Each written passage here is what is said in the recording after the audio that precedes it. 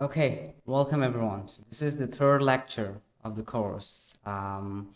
This last lecture, we saw Freud's move from neurology to more towards psychology. Um, and we saw his emphasis on hypnosis.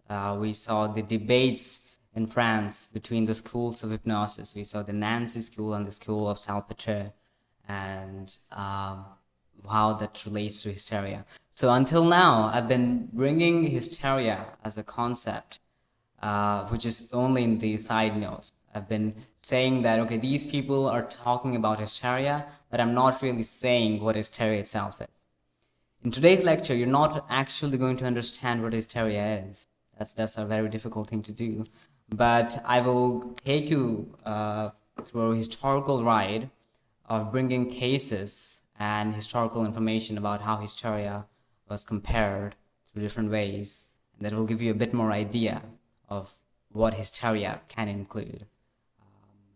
And to really know what hysteria is, if one could ever know that, we would have to wait until we get to Freud's clinical cases. So hysteria has a very rich, complicated, intriguing, and insightful history, spreading beyond the fields of medicine, psychology, or the human sciences. Hysteria's history is a very interesting field to study. And hysteria could be construed as anything between a hole in the history that we should be ashamed to look at, considering how we've handled it, the critiques from the feminist perspective around the treatment of hysteria, or considering hysteria as just an untreatable disorder among females, or you could consider it as a mode of discourse, as Lacan says in his seminars, the hysteric discourse. Just different ways that hysteria has been talked about. But what makes hysteria difficult to talk about is that it disappears and reappears. It kind of affects some lives and then remolds lives. And the ways it does that are not so easy to list. And that can be seen in the way hysteria has almost disappeared in today's world. No one actually talks about hysteria. We talk about things like histrionic personality disorder in the DSM, or the conversion disorders, but hysteria, as it used to be in the 19th century, no longer is talked about. You would just use the word being mad, or these disorders in the DSM. So what little we can do when we look at the history of hysteria, which is so big, is that we can look at the moments where very interesting things happened, and how they're closely relevant to our domain, that is the domain of psychoanalysis. So what I will do is I will take you on a ride of history. We will look at some interesting stories, which will give you an idea about what's happening. I will slowly steer the history towards France, because again, our goal is to get to psychoanalysis. So we're going to get to the big names that we've seen before, like Charcot and Janet, and see where that happens. But as I said, the goal today is to have enough idea about what was going on with hysteria before Freud stumbled upon it, and how that not only made him treat the hysterics, but how it led to the birth of psychoanalysis. That we will see, of course, in the coming lectures, but we need to get an idea of what was happening before. So, as I've told you before many times, the man behind how hysteria came to scientific endeavor is Charcot. Jean-Martin Charcot is the person who is credited with bringing hysteria out of the domains of mysticism. And this is Charcot, of course. This is actually a picture that Charcot sent to Freud in response to Freud's translations of his works. So the etymological history of hysteria is not too far from how it actually was, its actual history. So the word itself comes from the Greek word hystera, which means womb or uterus.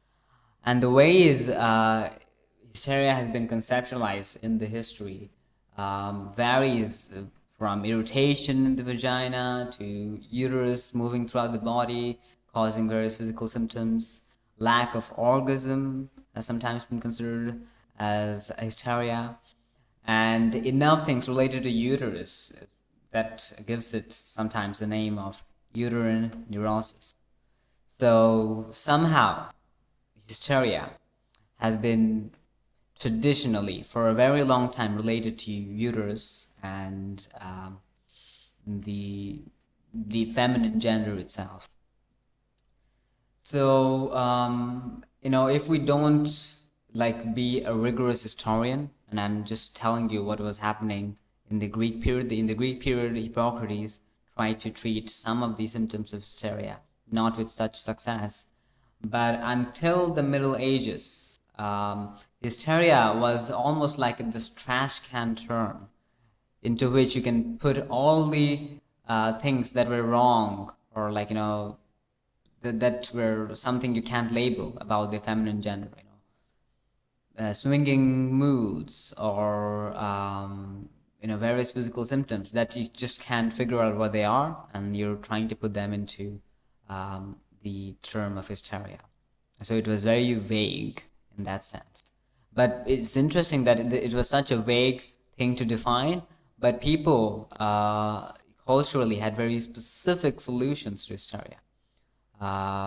Some were pricking into the vagina of a woman, or making them smell some chemicals.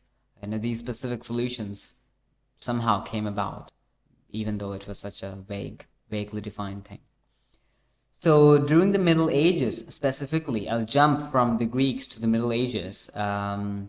Hysteria was very closely associated with witchcraft and demonic possession. And it was not so surprising to me, at least, that hysteria, the symptoms as one would consider them, would not look that different between what happens in a demonic possession, as they would think. So most hysterics would be confused with witchcraft, and they would burn them. It was not until the 17th century there was this English physician named Edward Jordan who came to shed light on this. And this was quite a milestone in the history of hysteria and for women in general, because Edward Jordan was the first person in the English-speaking world to consider witchcraft as a illness, as a physical illness, specifically the illness of hysteria. And we will look more into that. But before I tell more about Edward Jordan, I will start with a story. And the story is actually from England itself. So in 17th century London, there was this 14-year-old girl named Mary Glover. She was the daughter of a shopkeeper just down the Thames Street, the River Thames, of course. And Mary had this problematic relationship with one of her neighbors named Elizabeth Jackson. What would happen is that Elizabeth Jackson, at one day when Glover was supposed to be at her house, Elizabeth Jackson locked Mary in a room and made curses, imprecations, and threats to the child, to the 14-year-old girl.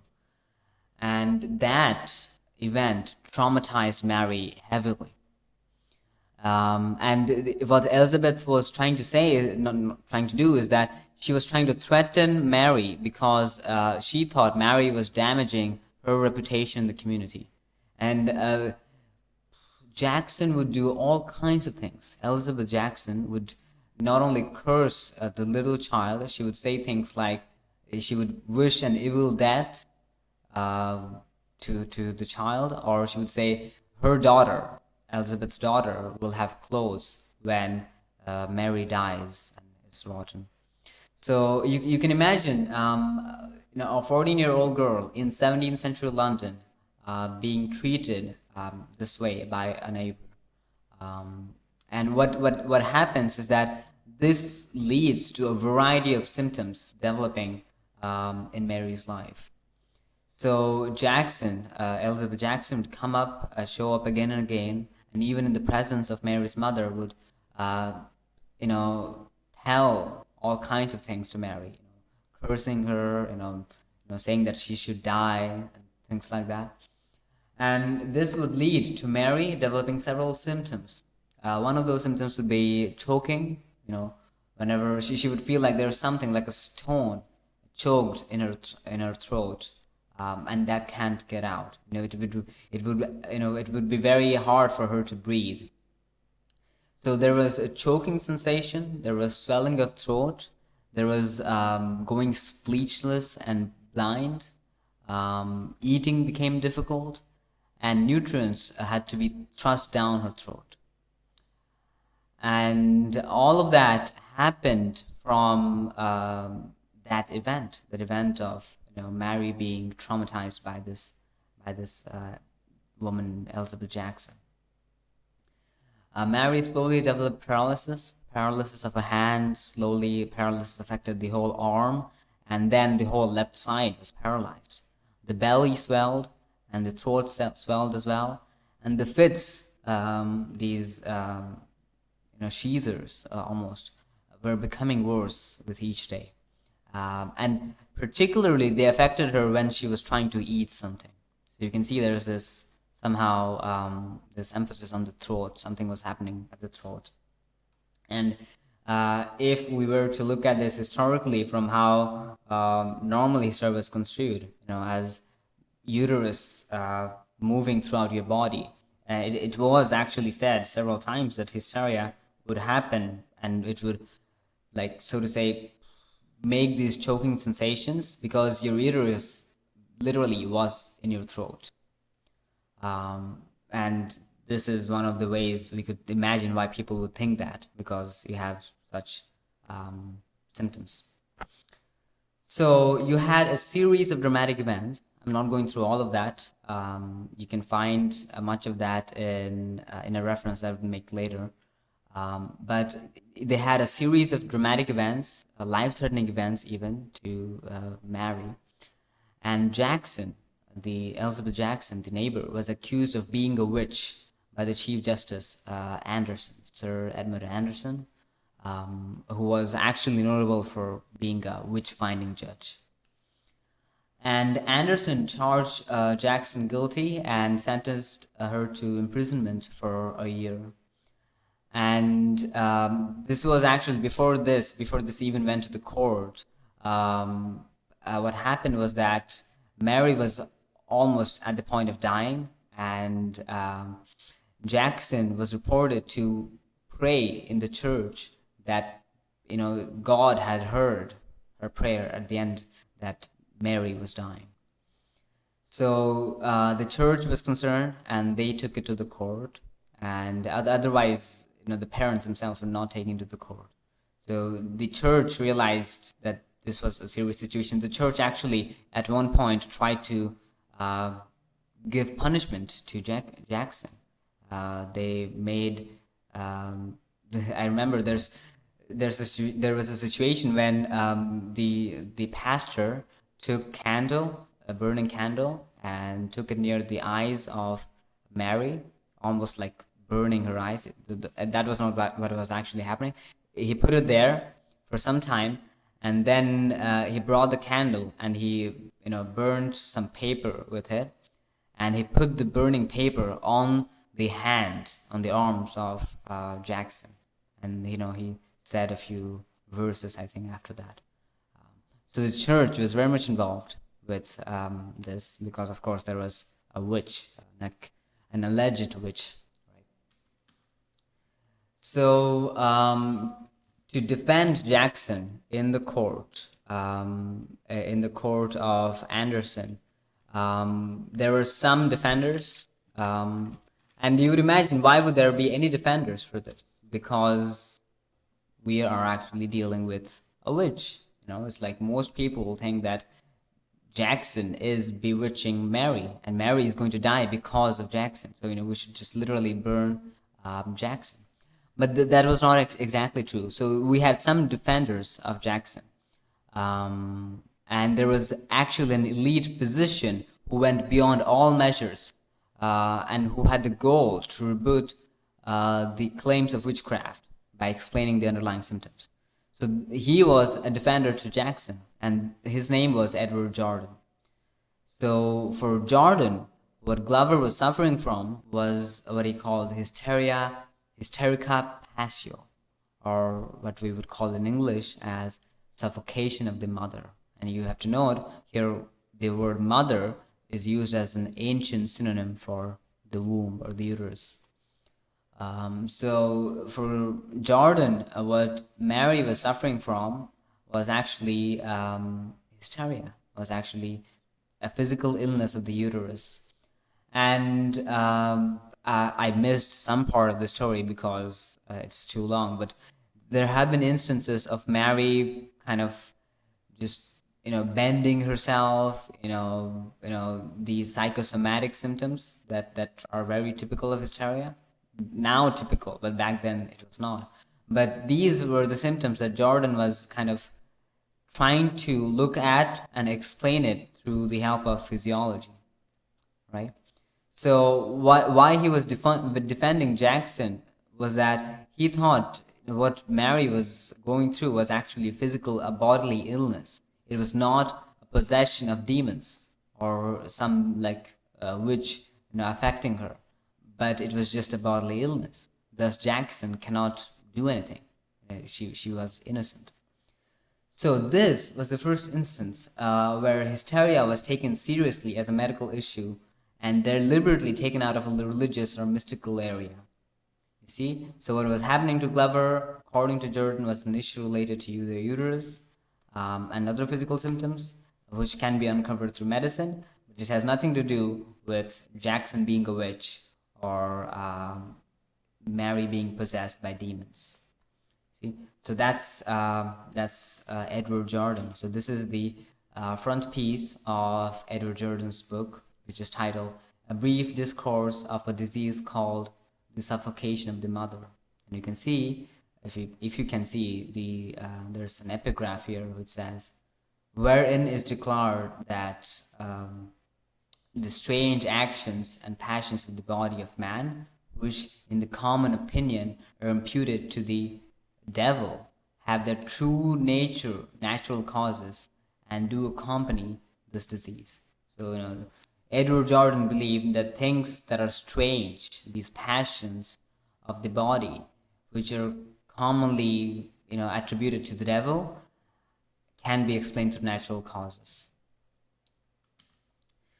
So that was what was happening in the Middle Ages. So this was 1602 almost.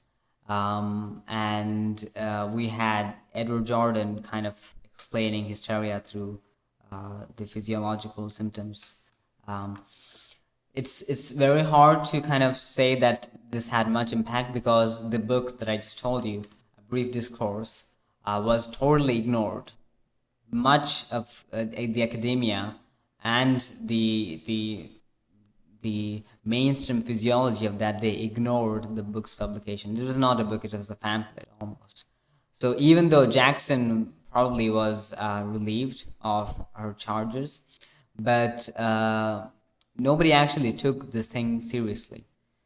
So if you would imagine and ask, why didn't the revolution of hysteria happen in the time of Jordan, but it happened during the time of Charcot? Well, Jordan could have just been the Charcot in England, right? But that did not happen. And well, why it did not happen was a very difficult question to ask historically, but the fact that it did not is a thing to remark. So that was what was happening in the Middle Ages of England. Now we come back to Salpêtre in France, and we will take a look at Charcot's work and what was happening with him.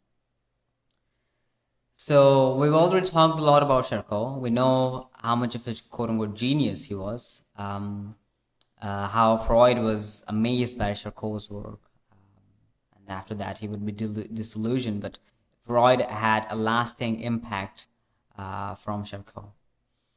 So we would look at a specific case of Charcot. It's a very, very famous case of hysteria from Charcot's work. And the case is that of Mary Whitman. And Mary Whitman was a troubled 18-year-old girl who came to Salpêtre around the spring of 1877 to work as a servant. She would go on to become one of the most talked about patients across Europe, and she was given the title of the Queen of the Hysterics. So Mary Whitman was not just another patient in Salpêtre, and there were 3,000 patients in Salpêtre, but Mary Whitman would go on to become the queen, and we would see why that would be the case. So when she came to Salpêtre as an 18-year-old girl, Charcot's early diagnosis was quite sure. Charcot was pretty sure that she was a hysteric, and he was ready to try on the technique of hypnosis on her. The nickname that would go on to become of Mary was Blanche or Blanche, and that would be the name which was given to her across the records in Salpêtre. So you have to realize the time in which Charcot was working was a very big time. It was 1870s. We had just come from Ribot's rescue of psychology from theology and philosophy. We're talking about psychology as an actual science, and Charcot as a neurologist is coming to psychology as well. And we were trying to realize that Salpêtre is becoming a school for hysteria, because Charcot was not only wanting to treat patients, but Salpêtre was starting to become known as this place which garners cultural interest among people to see the multitude of emotional, psychological, theatric, physiological mixture that can be produced from hysteria. So Salpêtre was becoming this place where people would come to not learn about the physiology of hysteria, though that was also happening, but they were trying to see this human phenomena that was never seen before, in this way at least. And they were trying to learn from this. So Salpêtre was becoming this, very important place of important place to know about hysteria in general. So this was what was happening in Charcot's Tuesday lectures. We know that Freud was attending most of the Tuesday lectures for 6 months diligently. There would be many people coming to Tuesday lectures of Charcot. There were many critiques to Charcot's lectures as well. Some of the Charcot's critics would say that Charcot was just making the hysterics perform, and it was not actually about their original symptoms, but Charcot was just kind of being the director, and the hysterics were performing some kind of performance. That's what the Nancy school would go on to say later. But that was not actually true. The Nancy school was partly wrong. Was that it was not Charcot who was making the hysterics perform, but it could actually very well be the hysteric who are making the Charcot act in the play, and we will see how that can work. So that was what Salpêtre was like when Blanche came there. So one of these stars of hysterics was Mary Whitman, or Blanche, right? And even though the history around Mary is very complicated and very controversial, before I get into that, I would just kind of say this from Hustvedt, which is another reference. In his Medical Muses, he says Blanche was not a combining fraud who deceived the great neurologist, which is what the Nancy School would say, nor she was a passive victim of a misogynist doctor. So these are the two ways you can actually, in a very reductionist way, think about the history of this case. Is that either, this was, a malingering patient who was, deceiving Charcot, or you could say she was a passive victim of this misogynist doctor who had no idea about how to treat females.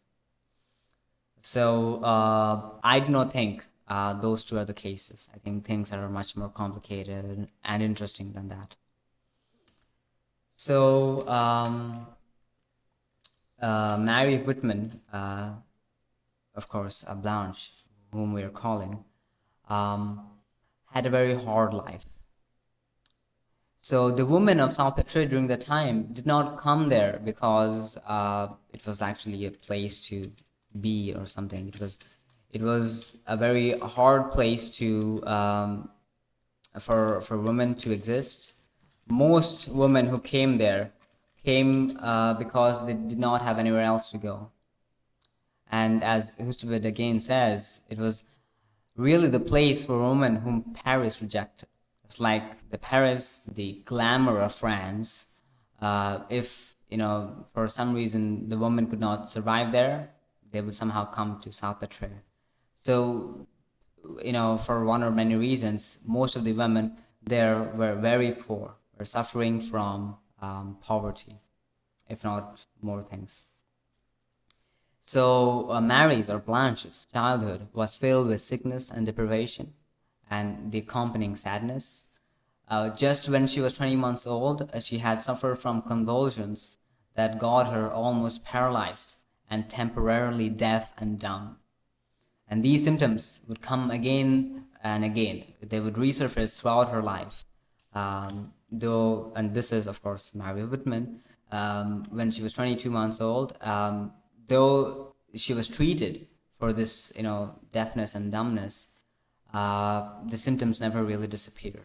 So the paralysis, these inabilities came again and again. And this is part of what hysteria is, just to hint at it, is that it can take various forms. You can think of it as paralysis. You can think of it as, muteness, being mute, or, being deaf.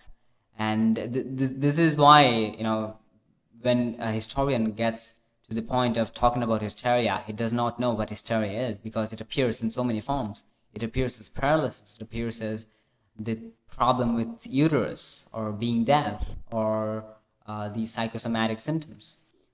So you can see in the case of this person, Mary, just from her birth, this is already happening.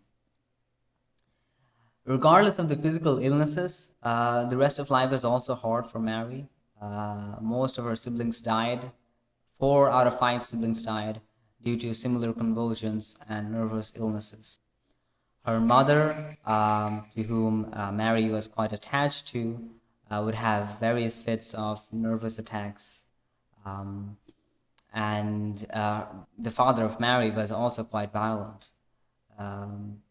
At one point, the father was almost about to throw Mary out of the window, just out of violence.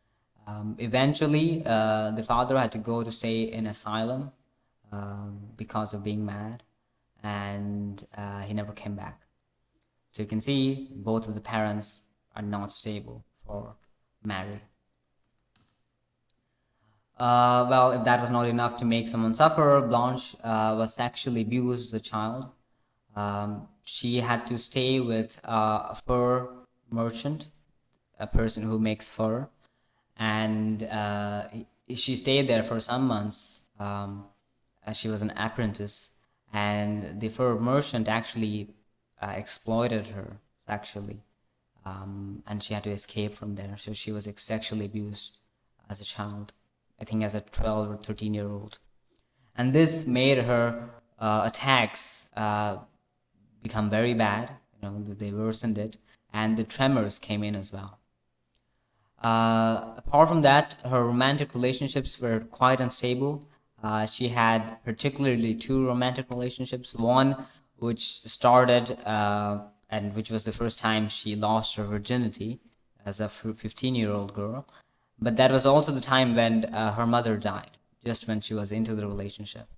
So she could not continue that because her father was already in the asylum, the mother died, and the siblings had to be in the foster care, and she was back at the merchant, the fur merchant.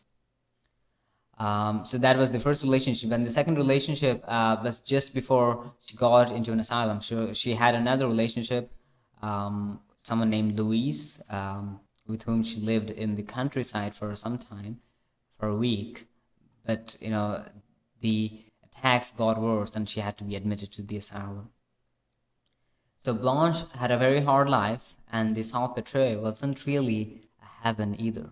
It wasn't a heaven with doctors as gods who would just cure, marry, and give her the best life ever. That was not that. Salpêtre was a very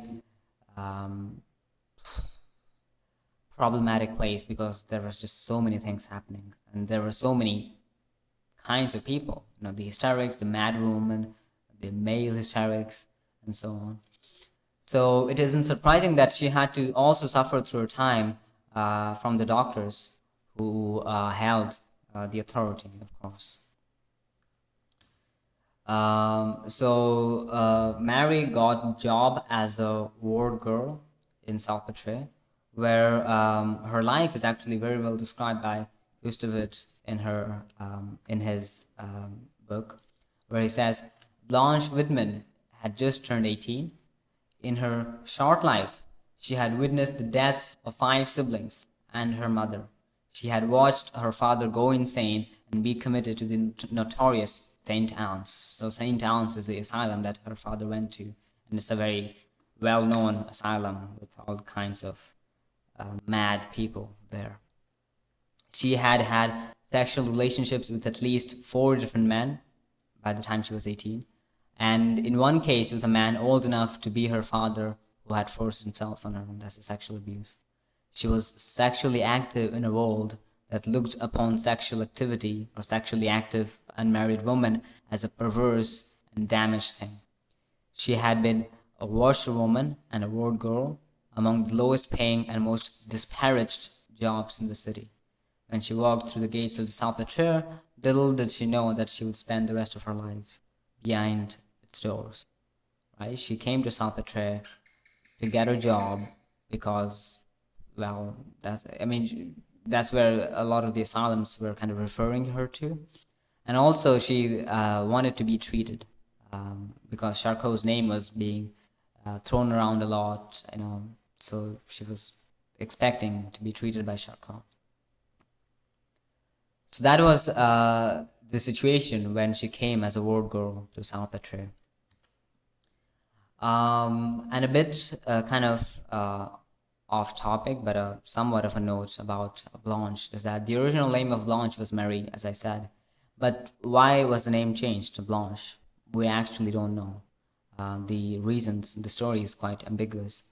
The reference, the Hysteria, tells us that during a fit of delirium, she repeatedly called out the name Blanche, and the doctors explained that it was the name of her sister. But as it turns out, if you look at the actual references, so for example, if you look at the iconography, the photographic iconography of Salpêtre, which is the archive of photographic collections from Charcot's work, it is still available in French. I think it's also available in English at Internet Archive. You can still access that, and you can see the pictures depicting what Charcot was treating in that time. And we know from there that there was not a living sister of Blanche and it could be possible that she's calling a deceased sibling, but all we know is that she would say these kind of names repeatedly, and that's how she was named Blanche. So it's a very interesting thing to note, that people were named like this in the hospitals. But we can actually speculate a bit more about the name if you look at the history, because Blanche means white, but it not only means white, but it also means being blank.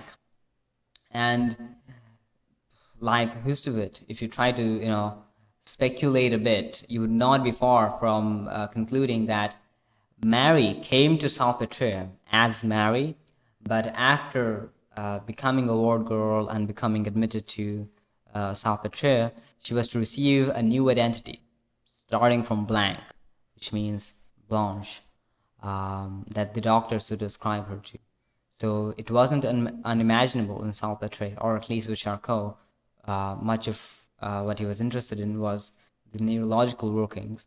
So the quote-unquote human, or Mary herself, wasn't really coming to the front.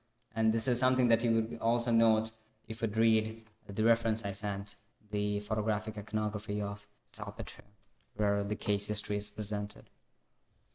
But it's not also as simple as the doctors ascribing whatever they want to Mary. As I said, the hysteric does have control over the doctor as well. So we will see how that happens. The early days of Blanche at Salpêtrière were very unstable. She would lie down and refuse to get up.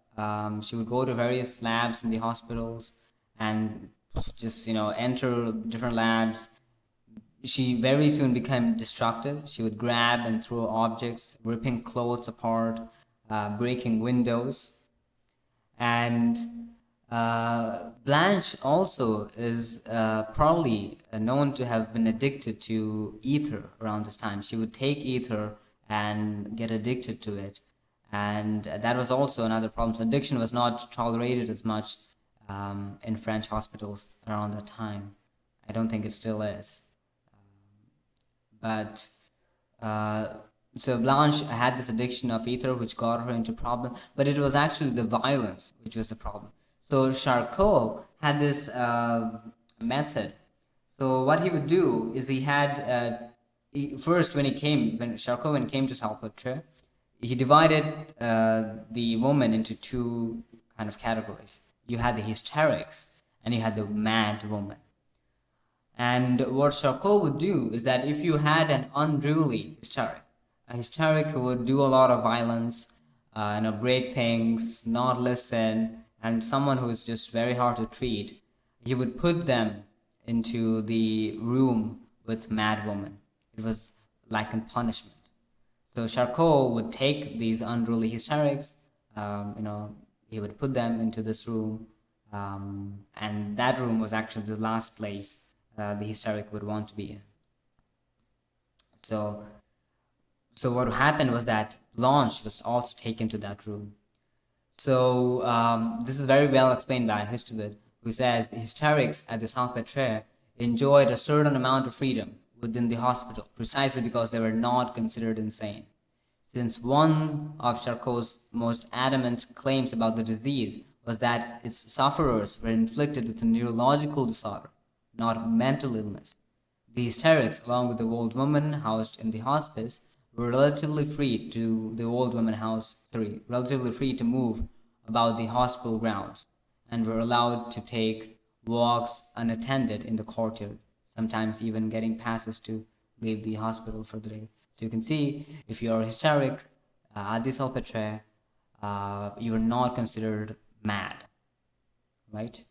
As Hustvedt mentions, Charcot considers hysteria as a neurological disorder, not a mental illness.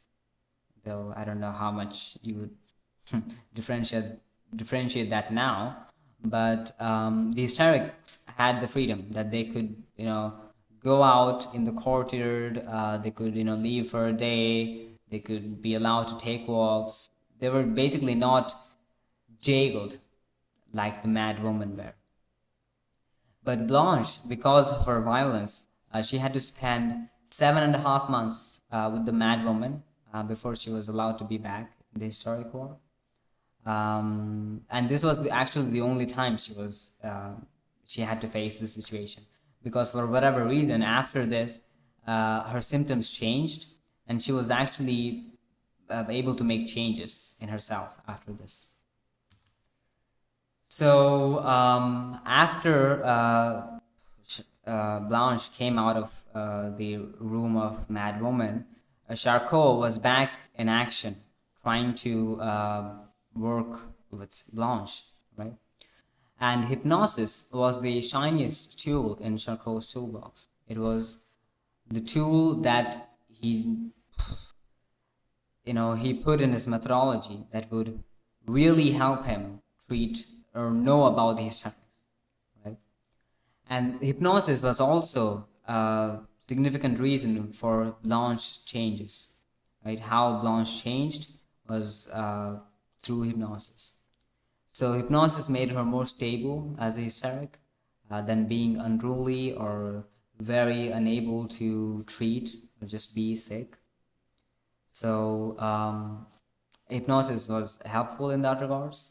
But as we've seen until now, the history of hypnosis was a kind of very unstable around that time, because Charcot had just brought hypnosis out of this mystical domain, or out of anything related to the occult.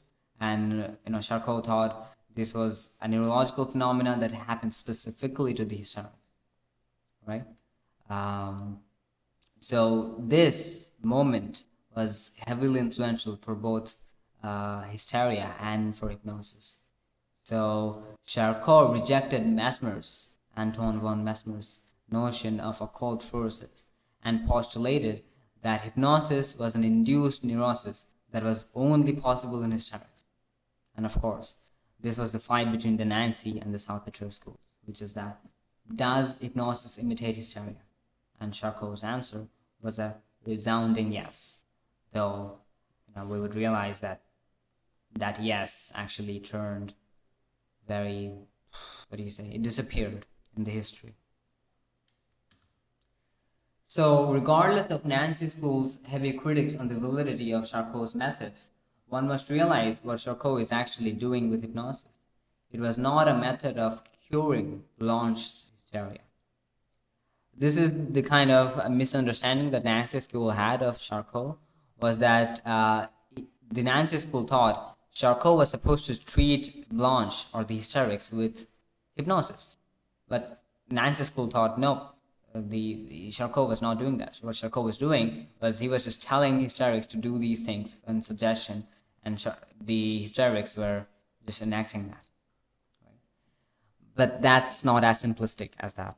So what Charcot was doing was, instead of curing Blanche with hypnosis, he considered hypnosis as a method of creating an artificial world where hysteric symptoms had been transformed and taken in control of.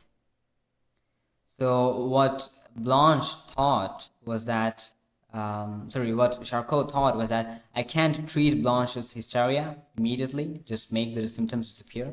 What I could do is I could bring her to the hypnotic state, and in the hypnotic state, if Blanche can enact the hysteric symptoms. So for example, if I tell the hysteric that your legs are paining, or make some hysteric kind of typical physical symptoms, and the hypnotic person does that, then we can confirm that yes, hypnosis is working in this person.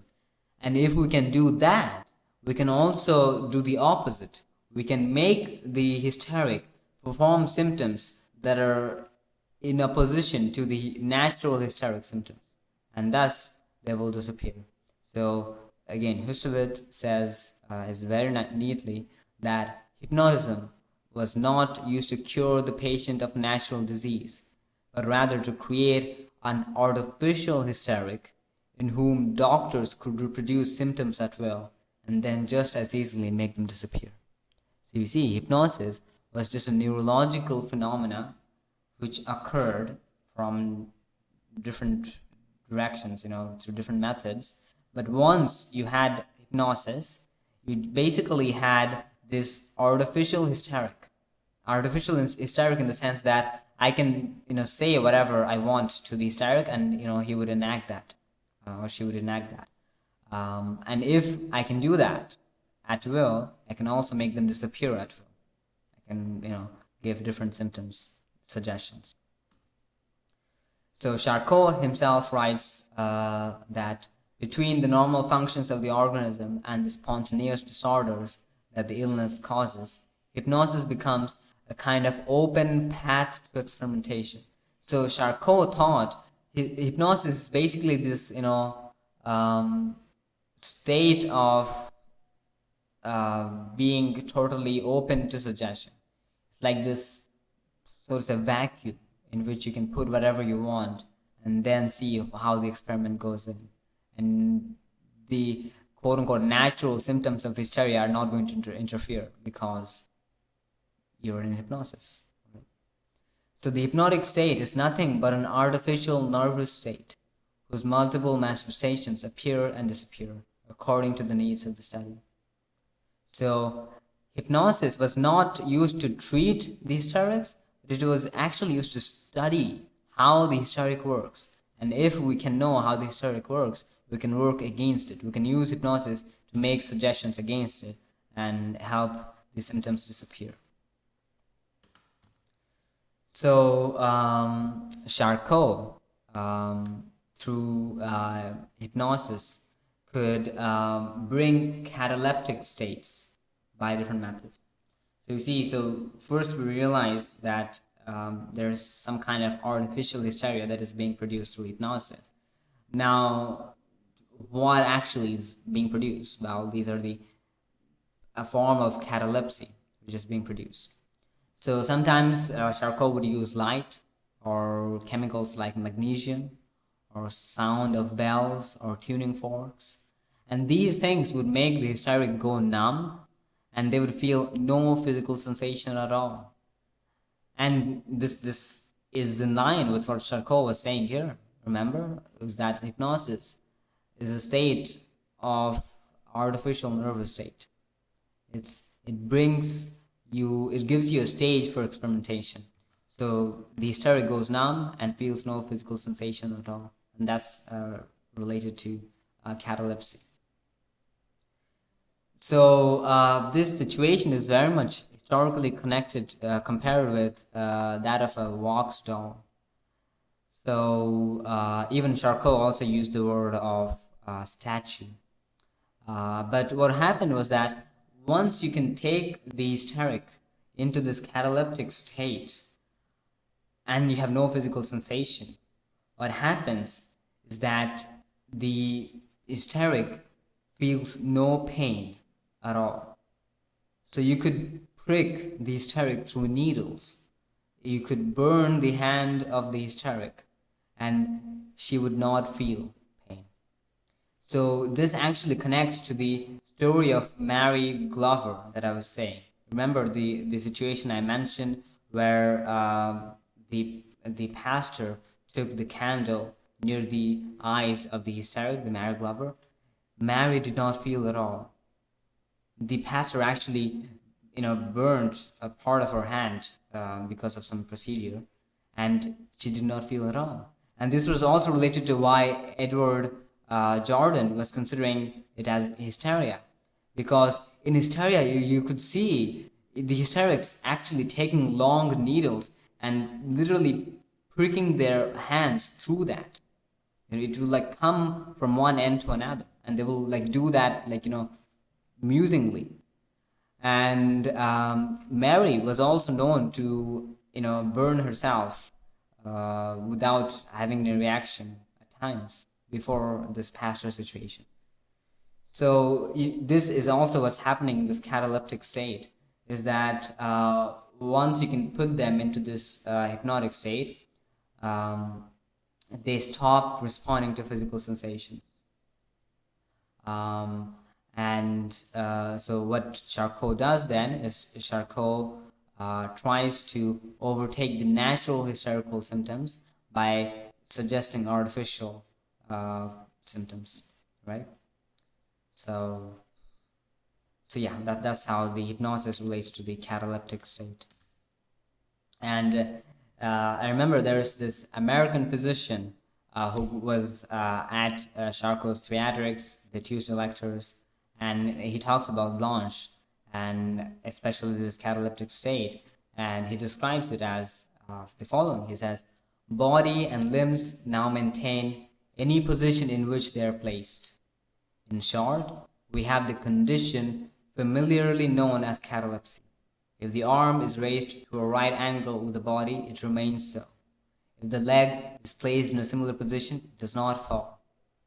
The patient may be molded at will like a waxen figure into any pose one pleases, and the position will be retained. The patient is totally anesthetic, whether so previously or not. She makes no response to questions, nor in any way gives any sign of being in communication with the external world. The eyes are wide open." So you remember, this is also related to, again, Mary Glover. When when she used to have the symptoms of throat, convulsions, and the hysteric symptoms, the eyes would be wide open as well. So that was also a mention of, reference to catalepsy. So again, what Charcot is doing is putting people into this state where the, so to say, psyche stops interacting. The person is totally anesthetic, and all that is happening is neurologically. At least that's what Charcot thought, is that whatever suggestion he would do and whatever product of suggestion would come, that was happening purely through neurological processes, right? If I am like pricking the hysteric through a needle, and if she is not feeling pain, it was due to neurological reasons. Okay, and of course, from now what I've said, it is not really a like surprising thing that hysterics are often proud of bearing immense pain through their limbs, through needles or heat, and different other ways that they would, harm themselves, or not even harm themselves, just bear the harm that was being done to them. And this is a picture of Blanche, Mary Whitman again, in one of Charcot's lectures. So this is actually from, again, the photographic iconography book. If you look there, it's an archive of such pictures, and this is the picture of Mary Whitman. And you can see in this situation, Charcot has hypnotized her, and she is in a state of catalepsy, where her limbs are exactly where they are. They do not drop, and she is feeling no physical sensations at all. And whatever the hypnotist Charcot would tell her to do, she would do the same. Not because she is doing it, but because that's what neurologically is happening. So as I come to the end, you can now imagine what Freud was learning when he was attending these Tuesday lectures, especially after I told you about this very depressing story of Mary Whitman, one of the famous cases. But what I'm kind of hinting at is this theater of hysteria that was happening in Charcot's lectures. Because I said already, hysteria went beyond all the boundaries of physiology or psychology. Hysterical characters started coming in novels, plays, theatrics. Dancers, artists, and philosophers, well-known figures like Henry Bergson, would come to visit Charcot's lectures on hysteria. Even though they're not writing about hysteria, or they've never considered thinking about what's happening in the psychiatric world, but just what hysteria showed them,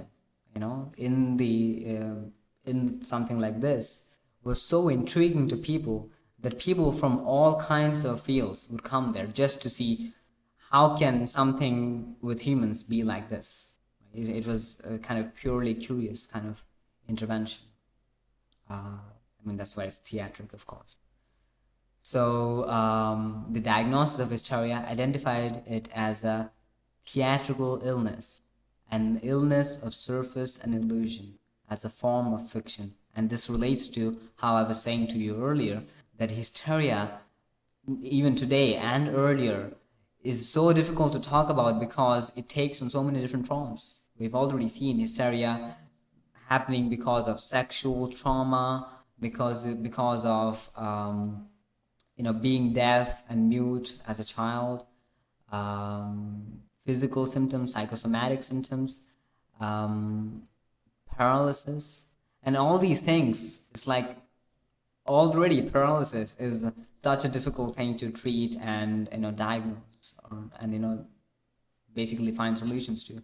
And when you have something like hysteria, which sometimes has paralysis to it, sometimes has muteness to it, it becomes very difficult to decide what are we dealing with. And it becomes very easy to consider it as an illusion, as some sort of fictitious thing that takes on different forms. So the diagnosis produced in turn further layers of fiction and theater, and the enactments of hysteria in front of audiences furthered the hysterical quality, because the Tuesday lectures were not like lectures to students. They were lectures to, as I said, all kinds of people. So it was actually a theater. One of the historically important pieces that happened through one of these theatrical lectures is a painting that was done by André Brullier in 1887, titled A Clinical Lesson as Salvatore, where Charcot is depicted as applying hypnosis to Blanche, Mary Whitman, and this painting made Blanche way popular than she ever could have been with just Charcot's lectures. Everyone, from philosophers to artists, were admirers of the painting. As I've told you already, Mary Whitman, Blanche, was considered the queen of the hysterics, and this certainly helped bring her that title. Why she was considered a queen of the hysterics? Because she was portrayed a lot through the photographs and through these paintings. And Freud himself kept a lithograph of this, which can still be found in Freud Museum at London. And this is a painting. You can see this is Charcot, this is Blanche, and these are the people who want to study about what's happening with the hysteric. She's now in a hypnotic state, and even the nurse here, I'm actually forgetting the name of the nurse, but she was also a well-known nurse at Salvatore. And this picture actually created a lot of controversy and put hysteria into this cultural state of art, and novels started being written on it very seriously to depict what was happening in the clinics of the doctors. Right? And of course, if you remember the early American critiques and the even the European critiques of psychoanalysis were about everything but hysteria. Even though psychoanalysis, as we would see, would, so to say, rescue hysteria out of this theatrical situation. But most of the critique of early psychology is that they barely consider the hysterics as women, especially someone like Charcot and his followers like Janet as well. They consider them more as like this method of understanding the neurological facts about the human physiology, which is amazing. But you have to realize they are also humans as well. Charcot himself was probably not as bad as that, but these kind of things like the photographs and the theatrics certainly tell us something about it.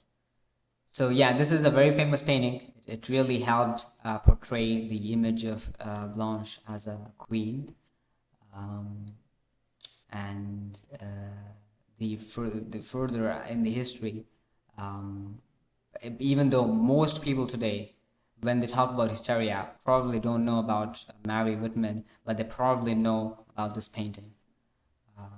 So yeah. Just before I end, Blanche, whether she was a real hysteric or just was a dramatic queen, um, it was one of the things that was being very much discussed around the time of Blanche treatment, because the debates between the Nancy school and the Salpêtrière school were actually happening as Blanche was being treated, or as she was present in Salpêtrière. So, as we know, Blanche, after Charcot's death, reported no convulsions or epileptic symptoms. But even though this was supposed to be a proof of Charcot's technique, but by the time of Charcot's death, his students like Tourette and Janet were trying to defend him. The Nancy school is actually totally far ahead. Most of the mainstream psychological, so to say, consensus was against Charcot and the Salpêtrière school. And by the time of 1890s, or 1890s, yeah, almost 1890s, no one was actually taking Salpêtrière as the quote-unquote school of hysteria. That was, so to say, the demise of Salpêtrière. So, but to reiterate the point that I was making earlier, that Charcot's lectures were not all fabricated, or not just Charcot making the hysterics do whatever they want to prove his point.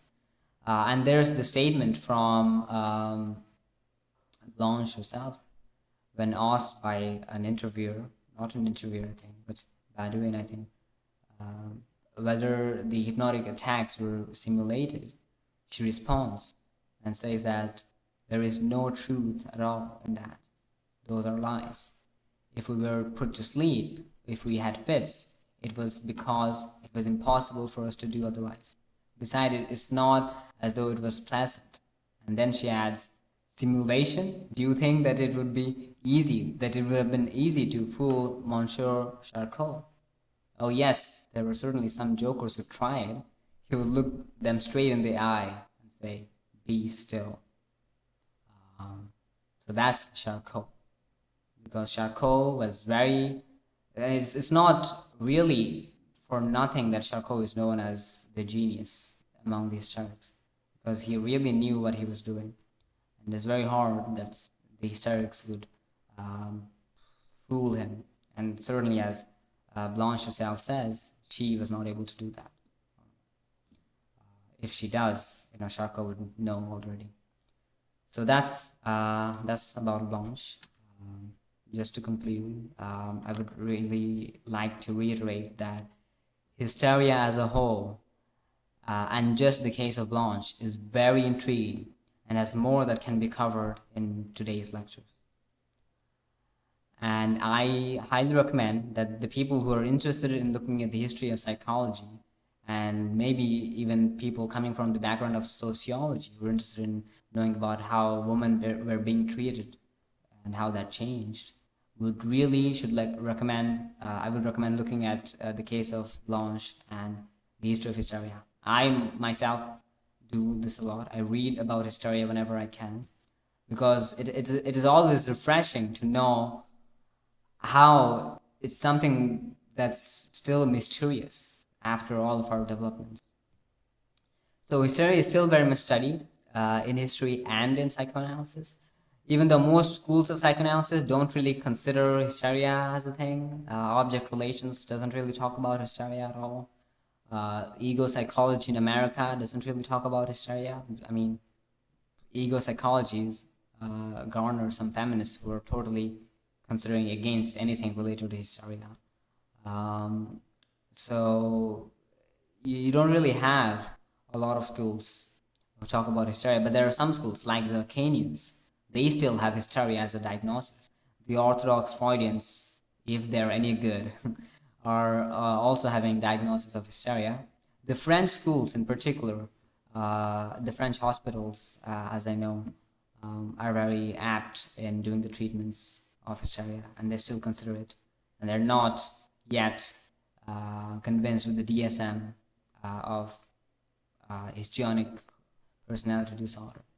So yeah, hysteria is very much studied, and I'm just saying that because people should take it more seriously and try to study it, both because of theoretical reasons and for clinical reasons. We cannot ignore it as a phenomenon, as a thing. So lastly, I would kind of guide people through some readings, and I'm doing that again for people to who are interested to dive into this domain and do some research, which is pretty much an open domain. I will list some primary sources where I got my information from. So most of the things that I said about Charcot are from his clinical lectures on diseases of the nervous system. That's so to say the primary reference. The Tuesday lectures of Charcot are also available. I'm not sure if they're translated in English. They're originally translated from French to German. Then there's the photographic iconography of Salpêtre, which happened to the photographer of Charcot, Regnard, who used to click the photos of Charcot during the lectures. And this is available at the Internet Archive. You should check that out. Pure Janet's book, Major Symptoms of Hysteria, is also available at the Internet Archive. You can have an audiobook of that, which is available as well. Edward Jordan, whose book I mentioned, and the Mary Glover story that I said, is from his book, A Brief Discourse of a Disease Called the Suffocation of the Mother. This is available openly at Project Gutenberg. You should look that as well. And finally, when I was talking about witchcraft and hysteria, there's Michael MacDonald, who is an historian. He wrote this book called Witchcraft and Hysteria in Elizabethan London, which talks in detail about the story of Mary Glover and Elizabeth Jackson. So that's a very important source to look into if you're particularly interested in that story. And then secondary readings, which is the readings that I expect you to do after you watch this lecture, is chapter 1 and 2 of Andrew Scull's Hysteria, the biography. Hysteria, the biography is a very apt and very well-written documentation of the history of hysteria. It starts with how I started, Edward Jordan's text, and it goes on with Charcot, coming to Freud, and it is very good. So I can recommend chapter 1 and 2, which refer to what I said today. George McCarty's book, I've already recommended it to you, The Revolution in Mind. You can check these 15 pages of chapter 1, which talk about Charcot's method and how that relates to Freud's. And one of the repeated references I made was Medical Muses by Asti Hustvedt. Medical Muses, Hysteria in 19th Century Paris. This is a very important text if you're particularly interested in the history of hysteria. It has almost 4 parts. Part 1 is Charcot. Part 2 is the case that I talked to you about in detail. It is the case of Blanche, or Mary Whitman. Right? I very highly recommend looking at that. It not only is full with pictures, but it goes into the details of the life of Blanche with more detail than I can do today. And it does it in a very contemporary fashion. It does not say that, yeah, Charcot was doing all good. It is skeptical at times about the ways women were being treated. So it's a very good book to be aware of what was happening and get your history right. So that's a very important reference. And then there's D.D. Huberman's text called Invention of Hysteria. So this text, Invention of Hysteria, is actually a secondary text of Regnault and Charcot's text, the photographic iconography of Salpêtre. And this one, you can say, is a critique or revisit of that book, but it basically gives you context for this text. If you need more historical context, you should look at the chapter 1 and 2 of this text as well. And lastly, I have this nice paper from 1991, which by Hare, which takes the nervous disorders from 1600 to 1840. So kind of what I try to do from the Middle Ages to the period of French psychology, and how the nervous disorders came about. So this paper is very interesting in that regards. And with that, I would like to end today's lecture. Thank you for staying until this long lecture, and I hope it was helpful to you.